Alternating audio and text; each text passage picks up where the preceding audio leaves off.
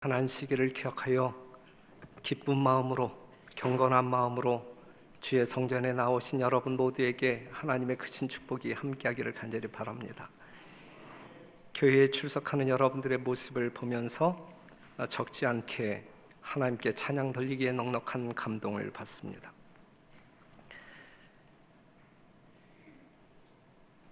그 자녀들을 키우는 것이 쉽지 않지요?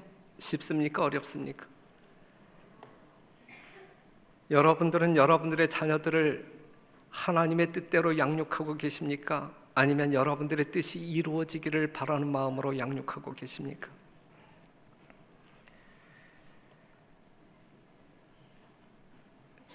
성경을 보게 되면 그 엘리 이야기를 하게 되면 참 자녀 교육에 실패한 제사장 중에 한 사람이다 라고 말할 수가 있는데, 엘리는 거룩한 제사장 직분과 최고의 재판권을 가지고 그 나라를 다스리도록 하나님의 택하심을 입은 자로서 본받아야 할 사람으로 추앙되고 이스라엘 지파들에게 큰 감화를 끼치고 있었다.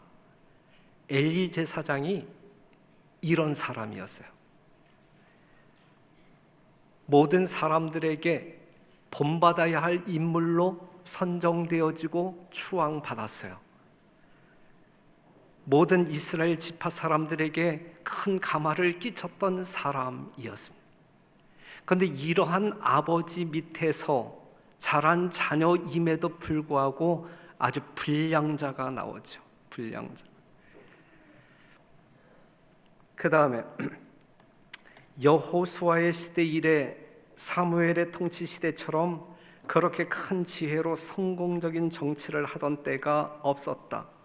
사무엘은 사사요, 선지자요, 제사장이란 삼중 직분을 하나님께 받고 백성의 행복을 위하여 끈기 있고 사심이 없이 열심으로 노력하여 그 나라를 그의 현명한 통치하에서 번영하게 만들었다. 질서가 회복되고 경건이 증진되어 한동안 불만의 정신이 저지되었다.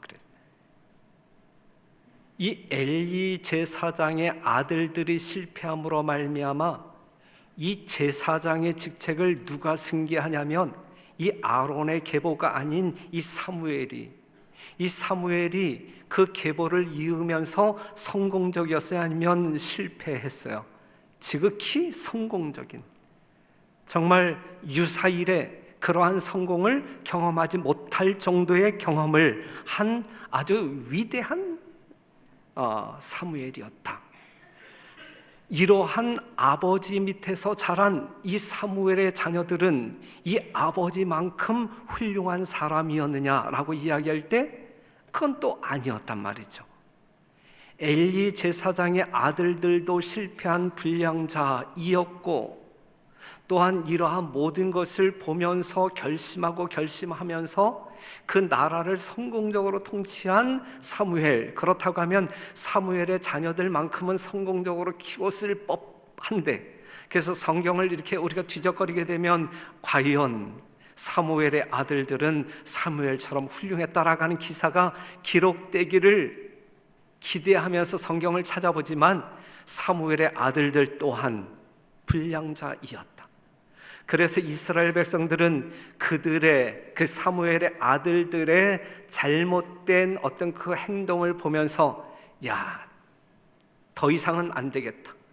그래서 우리에게도 이방 나라들처럼 왕을 달라고 하잖아요. 그렇게까지 간 거예요. 그렇게까지.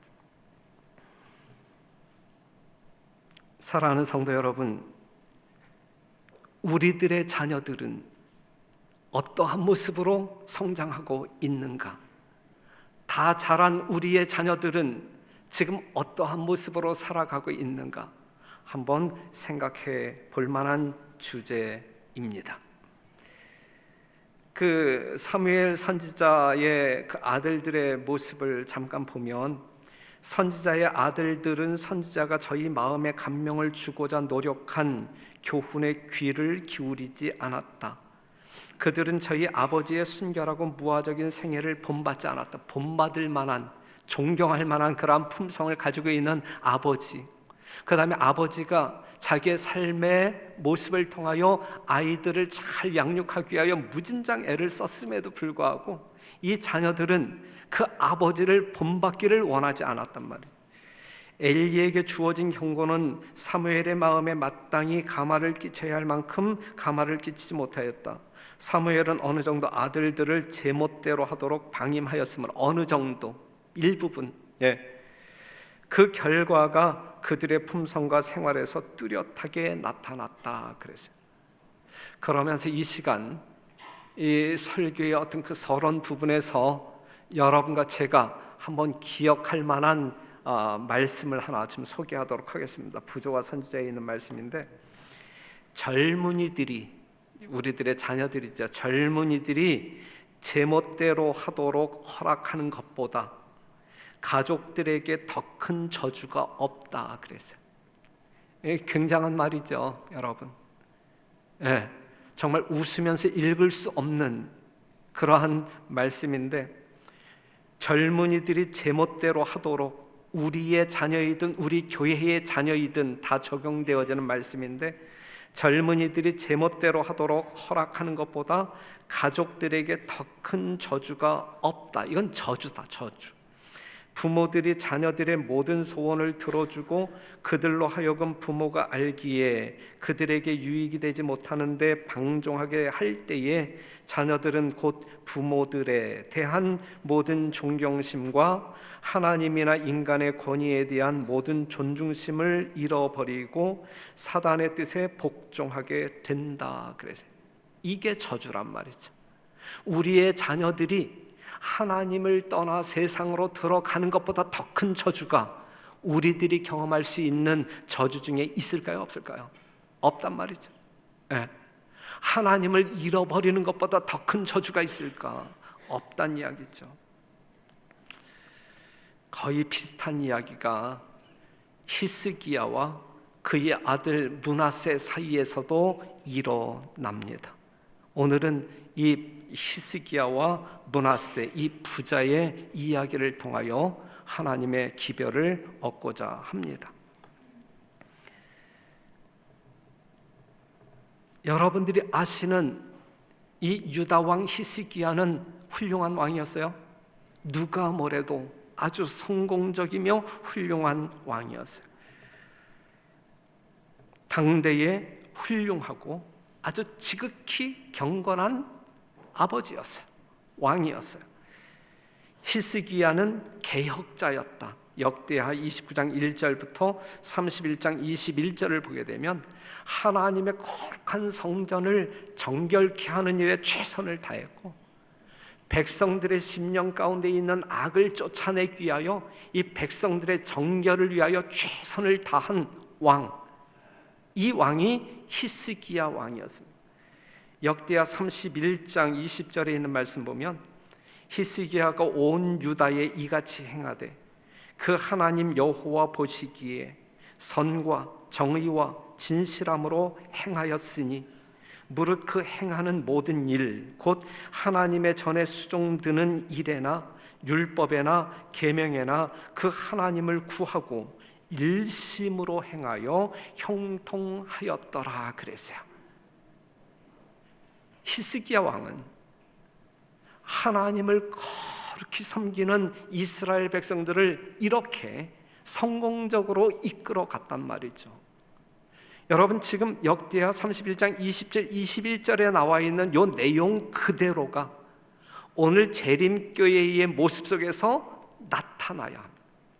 일심으로 하나님께 경배하고 순종함으로 말미암아 모든 일이 형통하게 이루어지는 역사가 오늘 하나님께서 택하신 교회가 경험해야 할 일이란 말이죠.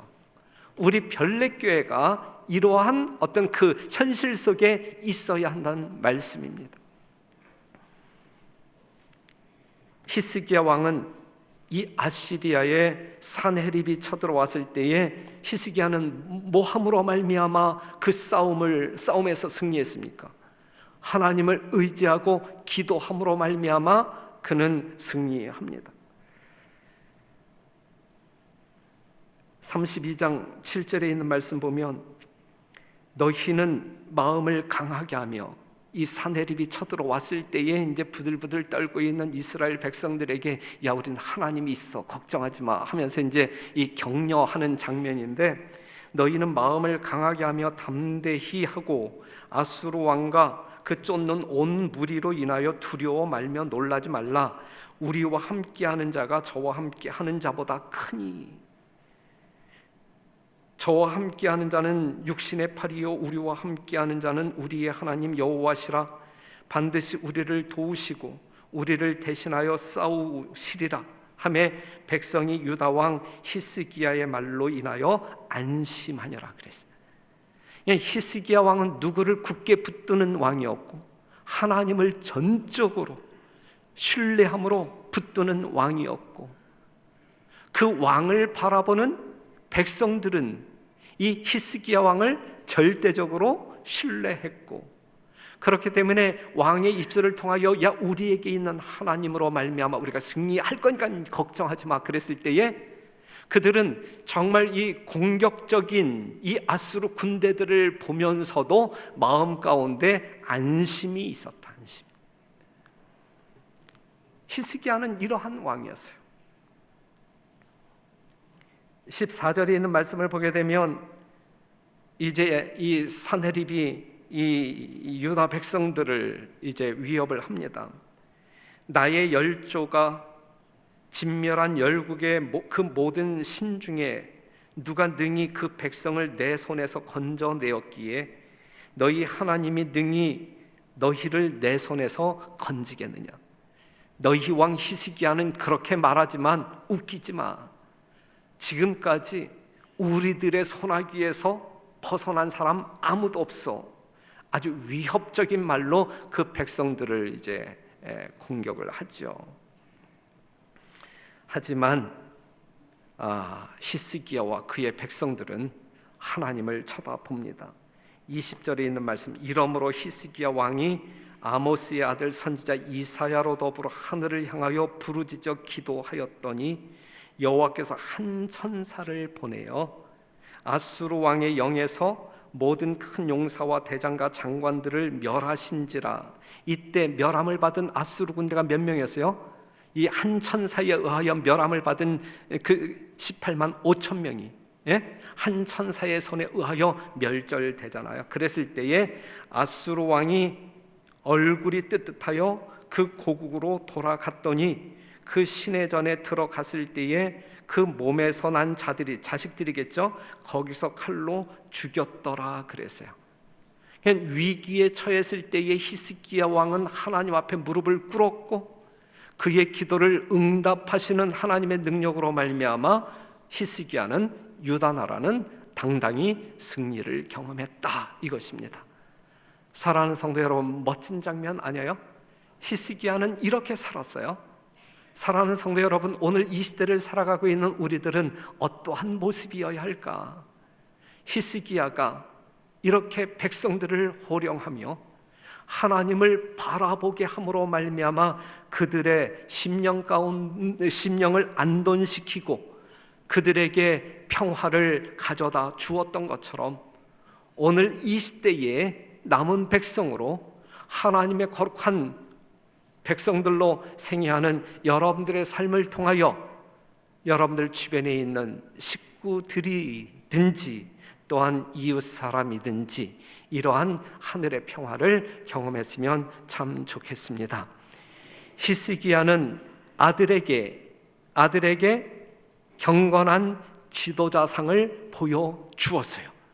그의 자식들은 이러한 아버지의 모습을 보고 자랐단 말이죠. 하지만 그의 아들들은 또 어땠느냐? 이러한 아버지의 모습을 보고 자랐다고 하면 그의 자식들도 이 아버지처럼 하나님 앞에 담대한 믿음의 용사로 백성들 앞에서는 정말 훌륭한 존경받는 왕으로 살았어야 되는데 그의 아들들은 어떻게 살았을까? 히스기야의 아들 므낫세의 삶을 보면 이렇습니다. 33장 1절, 므낫세가 위에 나아갈 때에 나이 12세라 12살 때에 왕이 되었어요. 예루살렘에서 몇 년? 55년을 치리하며, 그런데 2절, 여호와 보시기에 악을 행하여 여호와께서 이스라엘 자손 앞에서 쫓아내신 이방 사람의 가증한 일을 본받아 그랬어요. 시작부터가 아버지와 달랐어요. 아버지의 그러한 모습을 보고 자랐지만 아직 철들지 아니한 나이임에도 불구하고 아직 아버지의 품에서 아버지가 시키는 대로 순종해야 할 아들이지만 이미 엇나갔어요. 잘못되었어요. 12세의 왕이 된 므낫세는 이 성경 기록을 보게 될 때에 이스라엘의 왕 중에서 악하고 악한 왕으로 분류돼. 악하고 악한 왕. 어떻게 그렇게 선한 아버지에게서 이처럼 악한 아들이 나올 수 있을까? 나왔어요? 나오지 않았어요? 나왔어요.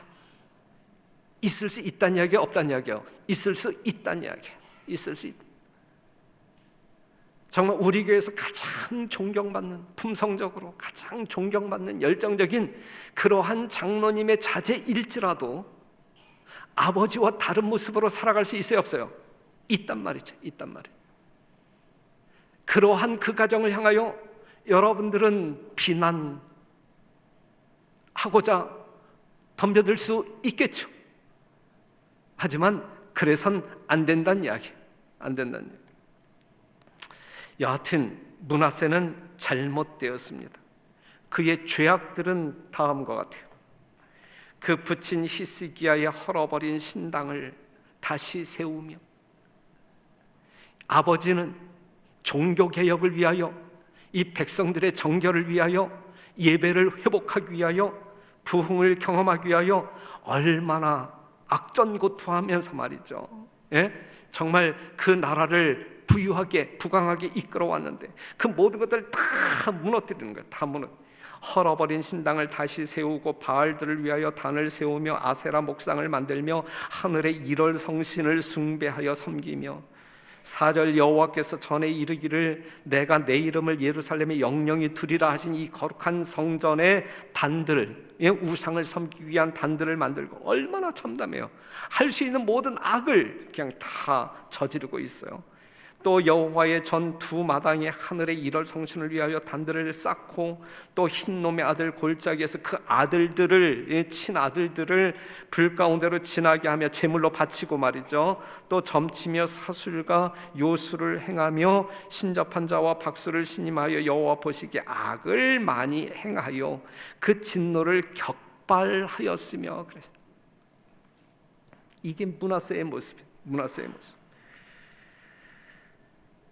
9절에 있는 말씀 보면 유다와 예루살렘 거민이 므낫세의 꾀임을 받고 악을 행한 것이 여호와께서 이스라엘 자손 앞에서 멸하신 열방보다 더욱 심하였더라. 그러니까 이 하나님의 거룩한 백성들을 통치하는 이 왕이 악을 행했을 때 말이죠, 이방 민족들이 악을 행함으로 말미암아 하나님이 심판하여 없애버린 그 열방의 악보다 더 심하니라. 그래, 더 심. 어느 정도의 악인지 알 수 있잖아요. 므낫세가 어느 정도의 악한 왕인지 알 수 있잖아요. 그렇죠? 정말 폐류나 일뿐만 아니라 하나님이 안중에도 없는 악하고 악한 왕 중에 하나였다. 그러한 악행을 저질렀단 말입니다. 열왕기하 21장 16절에 있는 말씀을 같이 한번 읽어보시겠습니다. 시작.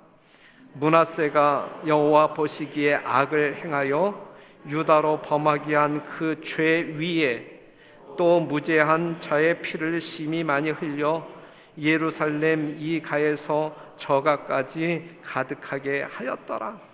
죄 없는 사람 죽이는 일에도 앞장섰단 말이에요. 수많은 선지자들 하나님의 말씀을 증언할 때에 왕이시여 이건 악입니다, 하나님 앞에 이 백성들을 이렇게 이끌러 가면 안 되지요. 이래선 안 됩니다. 이렇게 선지자가 입을 벌리게 되면 그 선지자는 그 앞에서 살아날까요? 아니면 죽을까요? 죽었다. 무지한 백성들의 피를, 이때에 누가 죽었냐면, 이 므낫세의 손에 의하여 누가 죽었냐면 이사야 선지자가 죽었어요.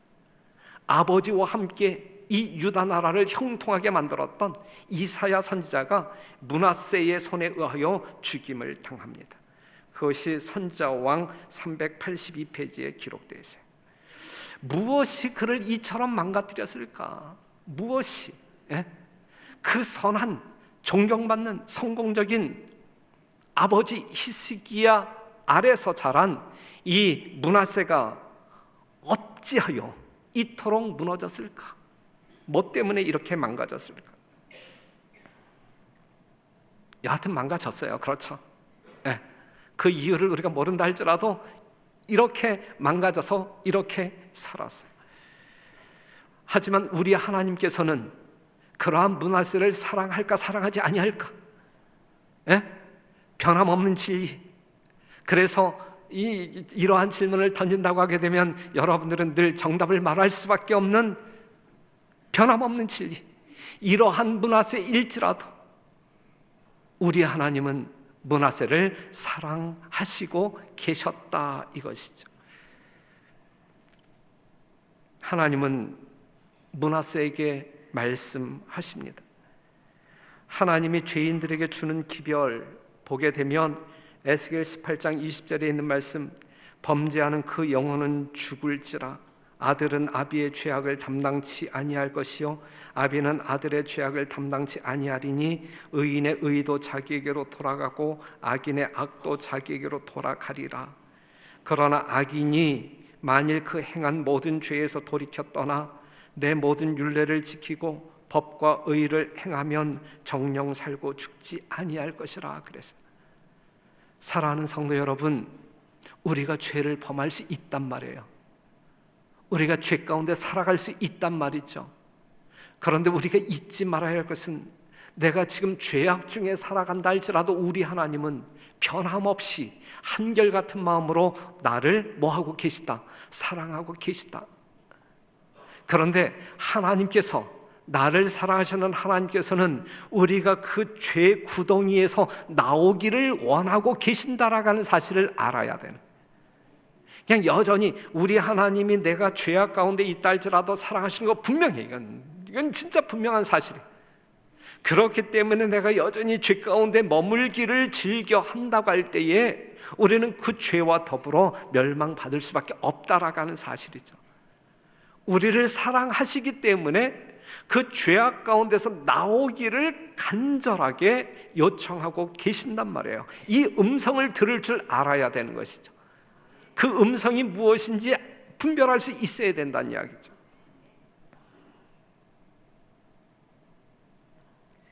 나 주 여호와가 말하노라. 이스라엘 족속아, 내가 너희 각 사람의 행한 대로 국문할지라. 너희는 돌이켜 회개하고 모든 죄에서 떠날지어다. 그리한즉 죄악이 너희를 패망케 아니하리라. 너희는 범한 모든 죄악을 버리고 마음과 영을 새롭게 할지어다. 이스라엘 족속아, 너희가 어찌하여 죽고자 하느냐? 나 주 여호와가 말하노라. 죽는 자의 죽는 것은 내가 기뻐하지 아니하노니 너희는 스스로 돌이키고 살지니라. 너희는 스스로 돌이키고 살지니라. 사랑하는 성도 여러분, 이 말씀 읽으면서 다른 사람 쳐다보지 말고 자아를 쳐다보는 시간 되기를 간절히 바랍니다. 하나님께서 나에게 하시는 말씀으로 듣게 되기를 간절히 바랍니다. 이 말씀은 누가 꼭 들어야 하는데 이렇게 생각하지 마시고, 바로 이 말씀은 내가 들어야 할 말씀이고, 하나님께서 나를 이처럼 사랑하심으로 말미암아 나를 살리기 위하여 정말 이러한 말씀을 하고 계시구나, 정말 강하게 듣게 되시기를 간절히 바랍니다. 하지만 우리 하나님이 므낫세를 사랑함으로 말미암아 그를 살리기 위하여 이러한 기별을 외쳤음에도 불구하고 므낫세는 어떠한 반응을 보이냐면, 역대하 33장 10절, 여호와께서 므낫세와 그 백성에게 이르셨지만 말하고 말했지만, 전하고 전했지만, 눈물로 호소했지만 저희가 뭐하지 아니한 거로, 듣지 아니한 거로 그랬어요. 사랑하는 성도 여러분, 들어야 합니다.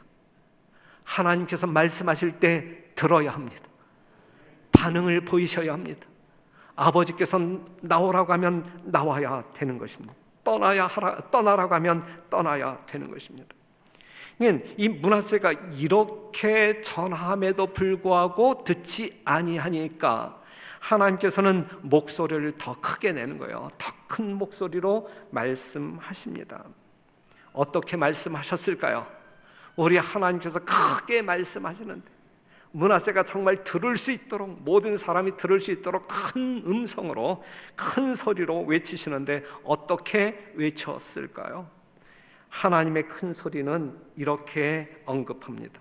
역대하 33장 11절, 여호와께서 아수르 왕의 군대 장관들로 와서 치게 하시매 저희가 므낫세를 사로잡고 쇠사슬로 결박하여 바벨론으로 끌어간지라 그랬어요. 잠시 뒤에 제가 읽어드리겠지만, 하나님께서 사랑하는 자들을 구원하시기 위하여 최후의 큰 소리가 바로 이거예요.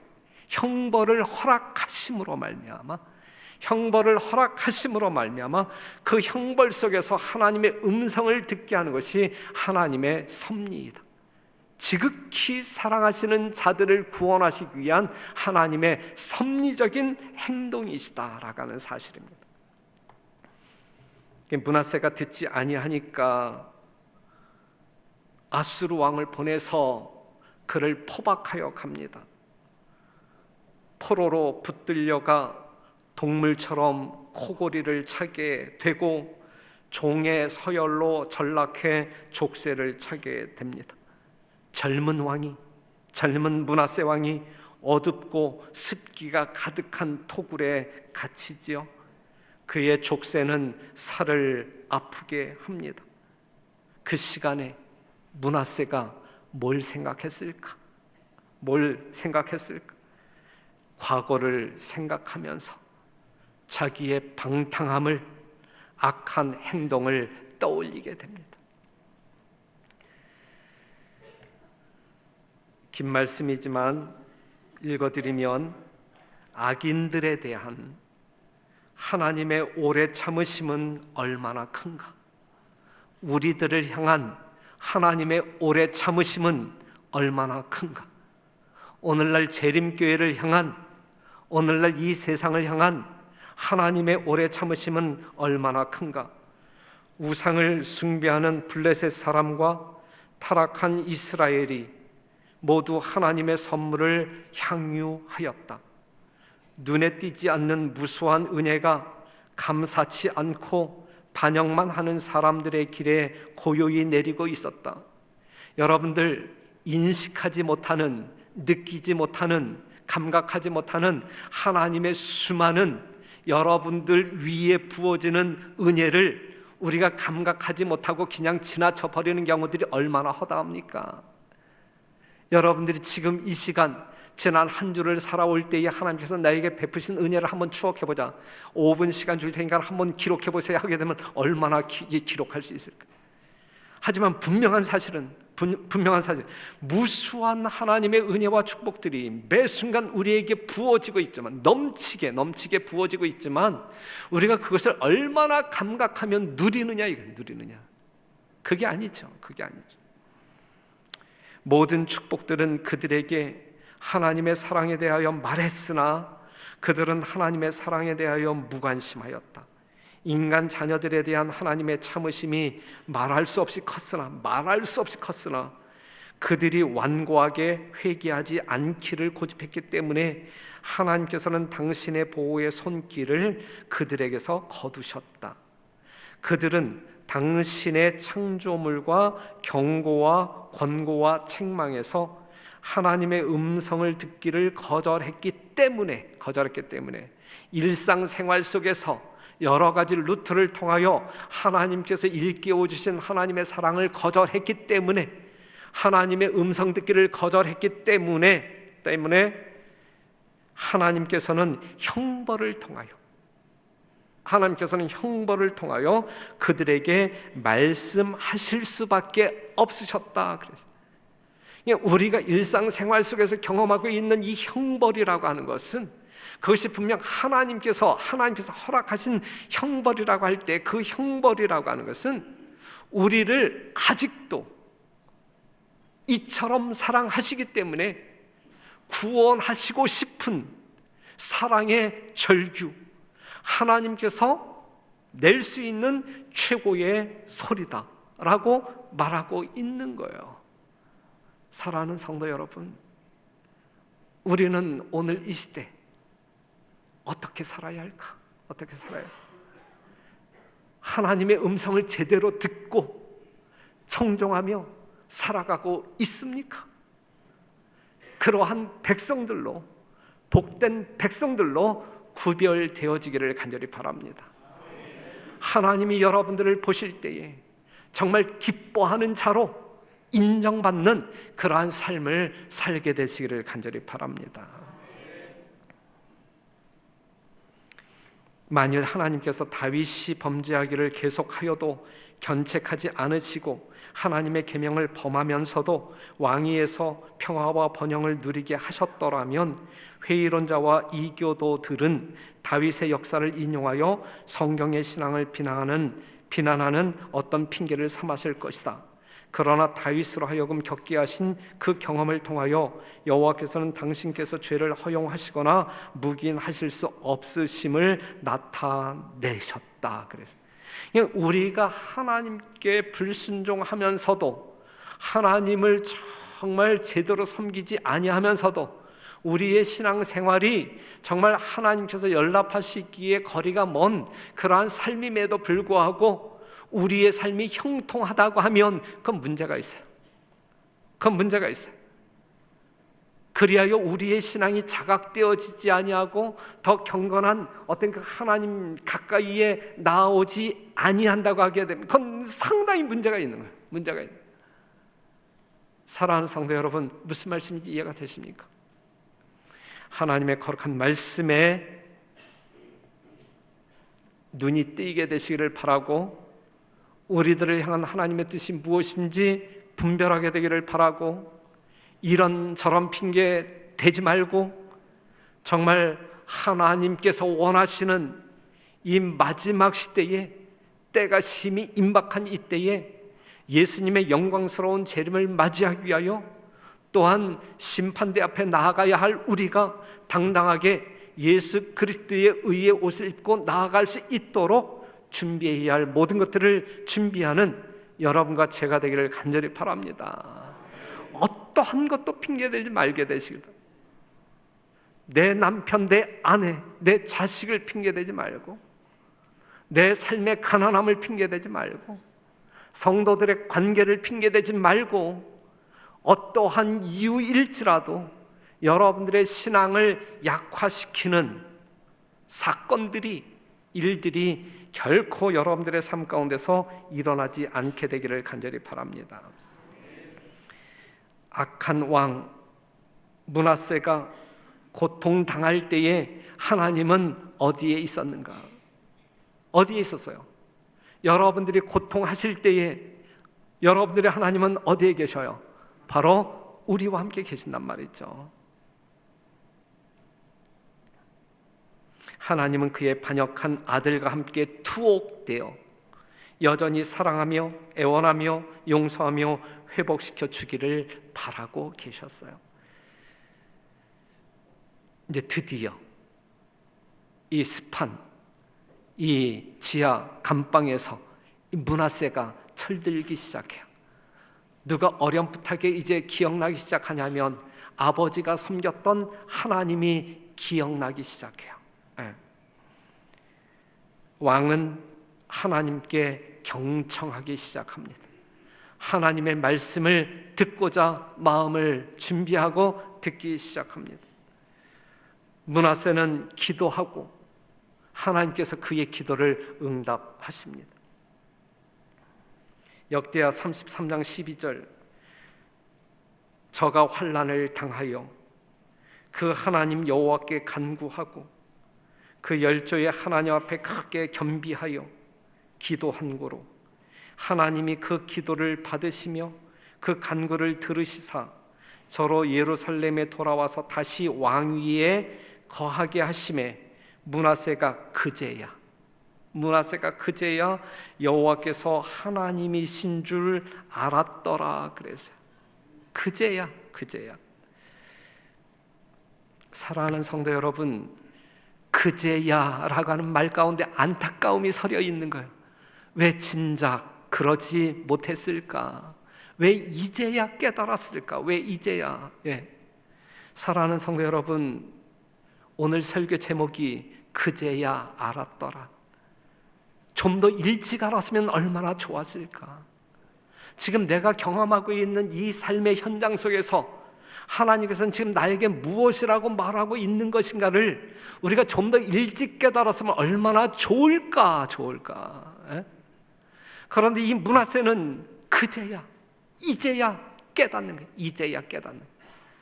사랑하는 성도 여러분, 여러분들의 삶 가운데 이제야라고 하는 말이 없게 되기를 간절히 바라요.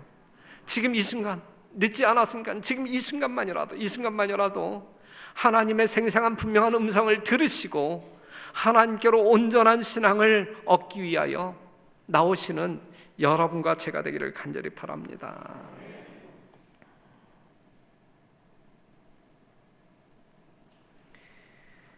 여호수아처럼 천사는 므낫세의 더러운 옷을 벗기고 흰 옷을 입히고 하나님은 왕을 더 이상 죄인으로 여기지 않으신다 그랬어요. 우리 하나님은 그냥 간단한 말 한마디, 진심이 섞인 말 한마디, 그 말 가운데 진정한 회심이 포함되어 있다고 하면 그냥 완전한 의인으로 여겨주세요. 지금 이 므낫세가 그 수년 동안 정말 악행 위에 악행을 더하여 그러한 인생 살아온 정말 이 부도덕한 이 악한 사람이 없었는데 말이죠. 그렇게 살아왔음에도 불구하고 그 사랑의 하나님을 부르면서 자기의 잘못을 뉘우치고 고백할 때에 즉각적으로 여호수아처럼 천사는 므낫세의 더러운 옷을 벗기고 흰 옷을 입히고 하나님은 왕을 더 이상 죄인으로 여기지 않으신다 그랬어요. 이러한 놀라운 사랑의 경험이 오늘 우리 모두에게 경험되어지기를 간절히 바랍니다. 하나님은 므낫세를 다시 보좌에 앉히셨고 므낫세는 과거에 저질렀던 악을 바로 잡고자 노력합니다. 그래서 이제 자기가 저질렀던 모든 것 다 제거하고 히스기야 왕이 성전을 정결하고 백성들을 정결케 했던 것처럼 다시금 이 므낫세가 그 땅에 존재하고 있는 모든 악의 잔재들을 아주 그냥 제거하는 일에 최선을 다합니다.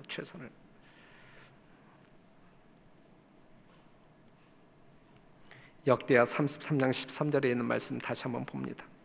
기도한 고로 하나님이 그 기도를 받으시며. 사랑하는 성도 여러분, 기도합시다. 어떠한 기도요?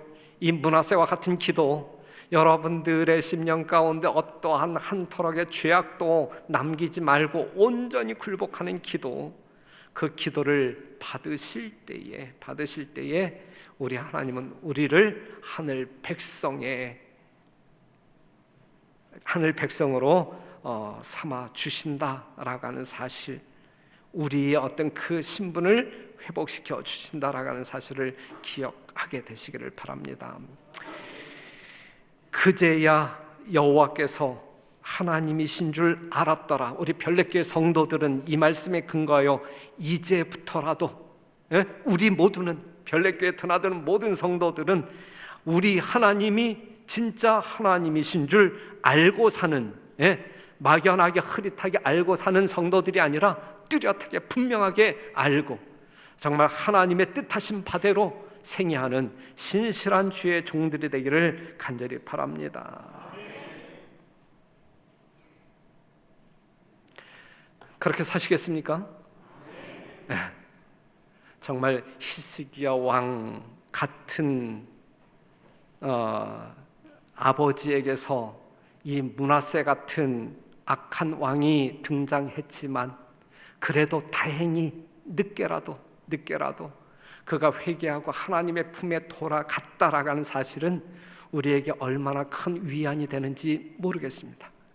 그리고 므낫세의 삶을 통하여 므낫세를 끌어안은 하나님의 진정한 사랑을, 또한 그의 왕위를 다시 회복시켜준 하나님의 그 큰 뜻을 우리가 이해하게 될 때에 오늘 이 순간 우리가 어떠한 죄악 가운데 있었다 할지라도 담대히 하나님 앞에 나아갈 수 있는 용기를 얻을 수 있음에 대하여 감사합니다.